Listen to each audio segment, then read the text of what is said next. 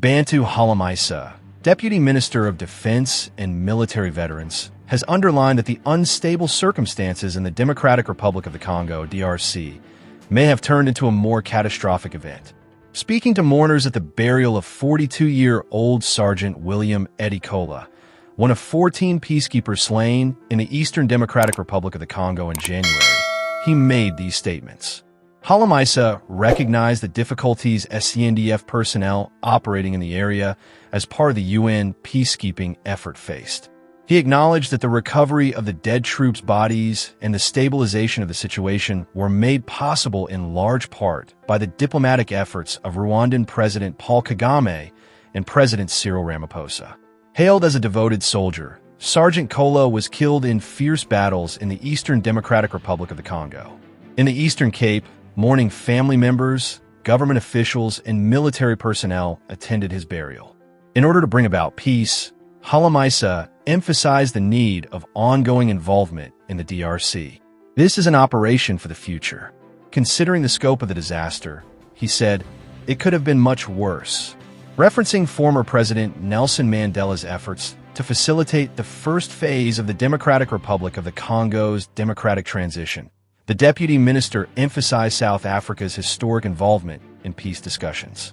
He recommended that South Africa take the initiative once again to mediate a lasting peace agreement. Perhaps it is time for South Africa to once again demonstrate its commitment to Mandela's vision by facilitating a second phase of such a conference, stated Mandela. Holomisa said that Angola, a major contributor to regional stability, might lead a diplomatic effort that unites all parties involved, including rival groups and civil society. In spite of the terrible loss of its troops, the South African government's commitment to peacekeeping operations was reaffirmed in Holomisa's speech. He emphasized that while military actions had been required, diplomacy was still the most effective way to put an end to the protracted war in the Democratic Republic of the Congo. We are united as a country. Again, we succeeded. We made it to restore peace and stability in Congo, he said, calling for cooperation to stop further killing. The SCNDF and its regional partners are nonetheless keeping a careful eye on the situation.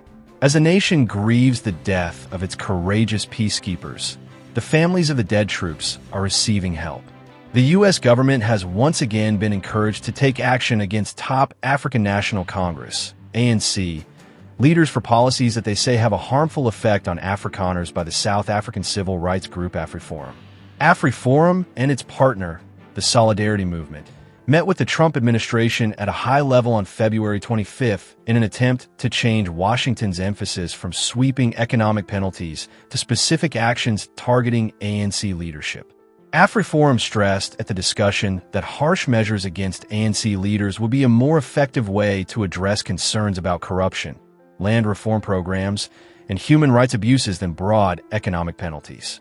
The delegation made the case that imposing sweeping penalties may unintentionally hurt regular South Africans, especially by reducing their access to trade advantages under the African Growth and Opportunity Act, AGOA.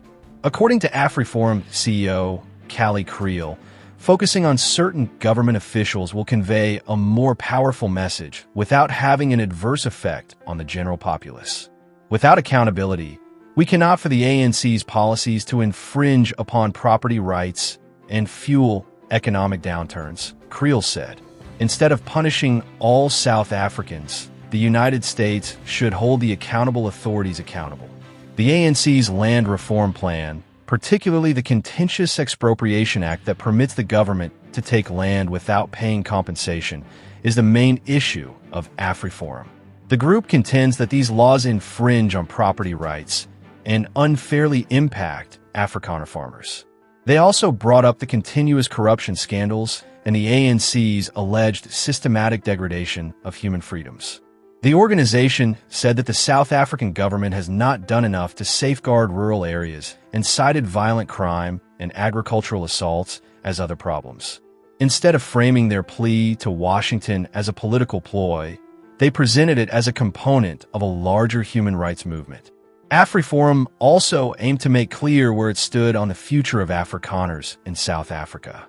Former U.S. President Donald Trump has previously implied that Afrikaners will be eligible for refugee status because of claimed persecution. Afriforum did, however, reaffirm its resolve to remain in South Africa and defend their rights. Once again, Kriel said, "Our goal is to secure a